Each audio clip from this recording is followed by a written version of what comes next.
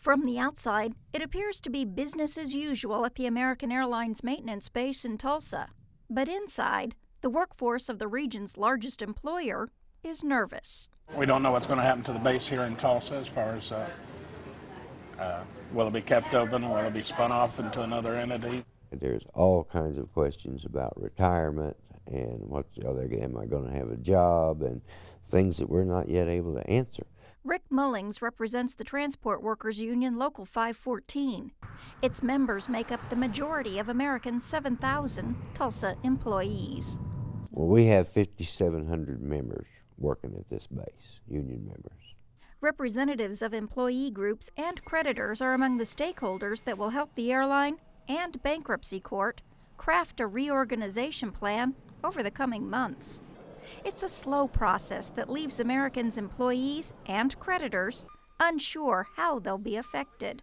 Those suppliers are very worried. When you get the word bankruptcy out there, they're wondering if they're going to get paid for what they've done, or if it's going to continue to pay what they have worked on.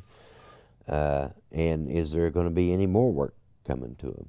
And of course, you could imagine how many employees they have, that if something happened to American Airlines, they start getting laid off too. Chapter 11 provides the means through which you can take whatever action you need to do to fix your company. Sid Swinson is a bankruptcy lawyer who teaches bankruptcy law at the University of Tulsa Law School. He says in most Chapter 11 cases, companies make mutually acceptable deals to reorganize with creditors. If that doesn't happen, there is a process under bankruptcy law that allows the court to confirm a plan in what we refer to in the bankruptcy industry as a cram down.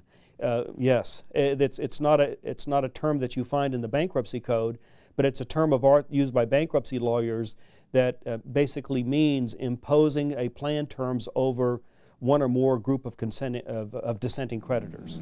At the time American filed for bankruptcy, it had lots of cash on its balance sheet, which could mean creditors won't take a big hit, but other groups could. One of the reasons for the filing was to deal with the collective bargaining agreement. They need to make peace with their unions yet. They may have to utilize the bankruptcy process to accomplish that. Secondly, I'm told that they have about 29% of their airplane fleet is leased, and so they want to cancel those leases and make room for more fuel-efficient jets that have already been ordered. Changes to collective bargaining agreements could include reductions in workforce, adjustments to where work is done, or retirement benefits. Other airlines that went through bankruptcy turned over pension plans to the Federal Pension Benefit Guaranty Corporation. That agency's director says Americans' employees should worry about their pension plans. When the agency assumed airline plans in the past, many people's pensions were cut, some dramatically. The PBGC estimates Americans' employees would lose about $1 billion in benefits if the agency takes over the airline's pension plans. Mullings says workers would lose something else as well. There will be some people out there that may be losing their medical coverage if the plan is turned over to the federal government. We called about 30 businesses that have contracts with American's base in Tulsa.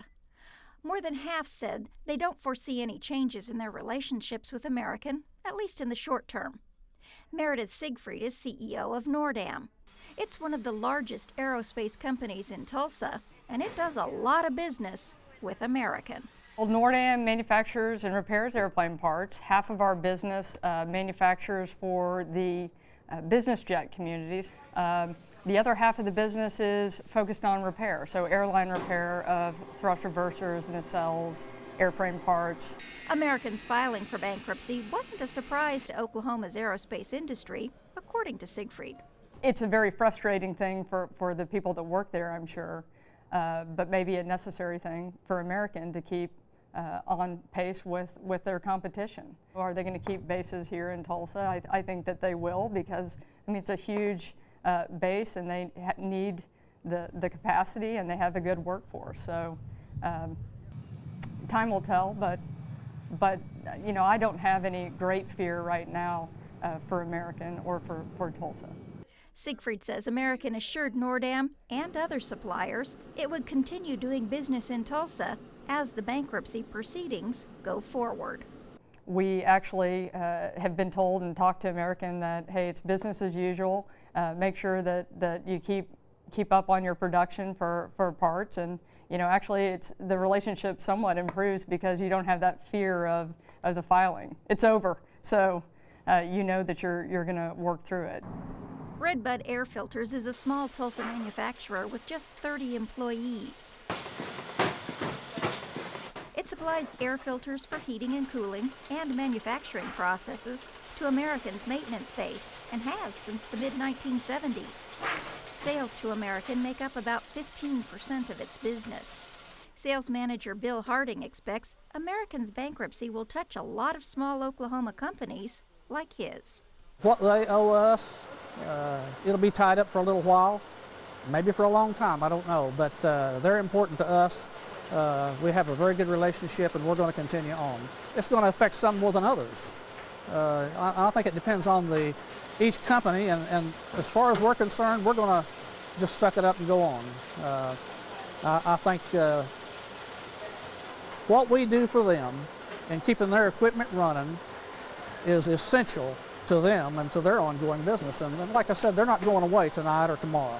Oklahoma's Aerospace Alliance Executive Director Mary Smith says 2011 was a good year for the aerospace industry in Oklahoma.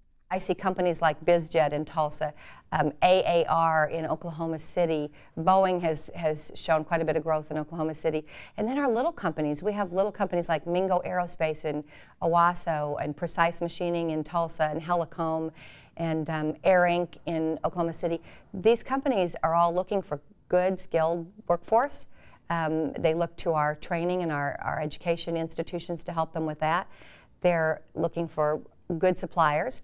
And as often as they can, they try to find suppliers within our state. So we have a really good relationship. Because those companies look in-state for suppliers, Smith says about 1 in 10 jobs in Oklahoma are directly or indirectly connected to the aerospace industry.